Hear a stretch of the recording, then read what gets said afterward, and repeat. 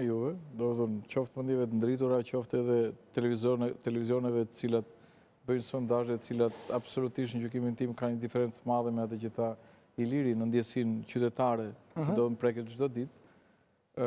Nuk ka asnjë arsye logjike që do një opozitë e cila ka pasur 17 mandate do të shkojë do të marrë 12 mandate.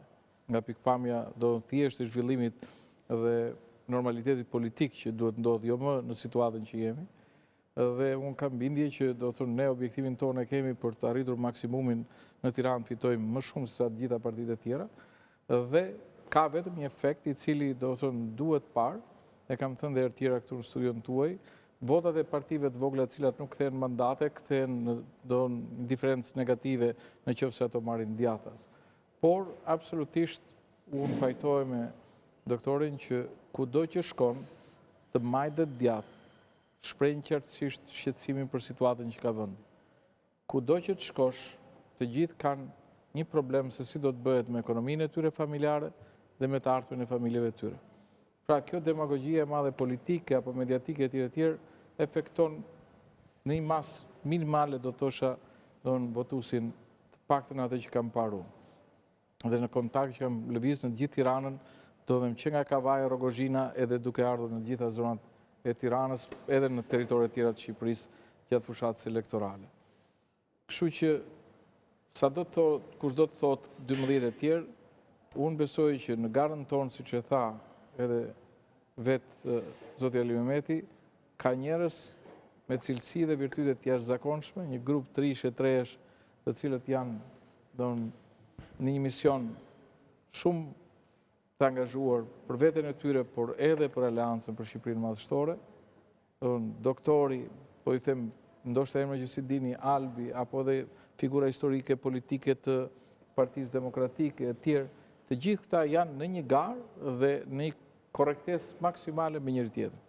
Dhe po të shkoj pak tek pyetja e parë, në politikë sa më shumë të rrafësh një mesazh tek njerëzit, aq më bindës është mesazhi tek njerëzit dhe besoj që kemi një zonë elektorale që është qarku i Tiranës dhe gjithë kandidatët bëjnë fushat në gjithë qarkun e Tiranës për të marrë maksimumin e votave, për të përcjellë dhe përsëritur mesazhin, por dhe për të kapur atë pjesë të elektoratit i cili ndoshta nuk shkon tek Fatmir Mediu, por shkon tek Iliri. Pra nëse do të ishte një zonë ku do ishte vetëm Fatmiri, ajo pjesë që nuk do të pajtohej me Fatmirin, atëherë do të rinte indiferente ose nuk do të votonte, mund të votonte kundër.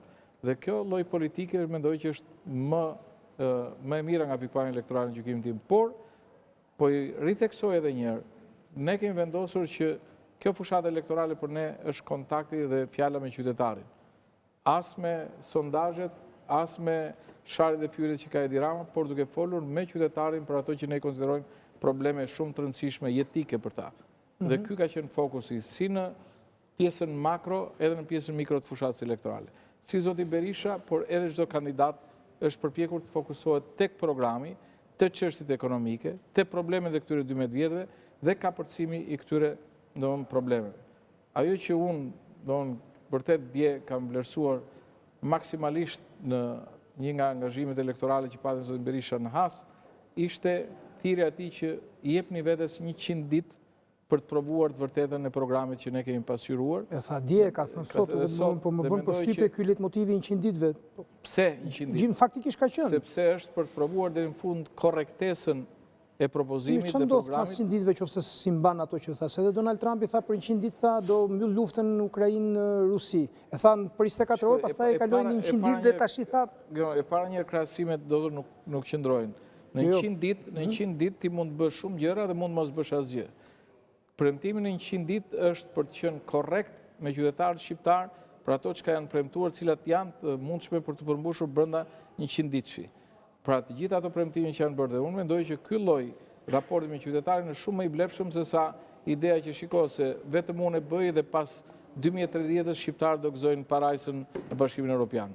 Pra duke folur me ta për problemet që kanë, kohën kur maturojnë këto probleme, si zgjidhen këto probleme, mendoj që shumë herë më drejt në një fushatë elektorale dhe shumë herë më ndjeshme dhe prekshme nga qytetarët. Ila do të thosh? Atëherë, duke u ndarur te fushatë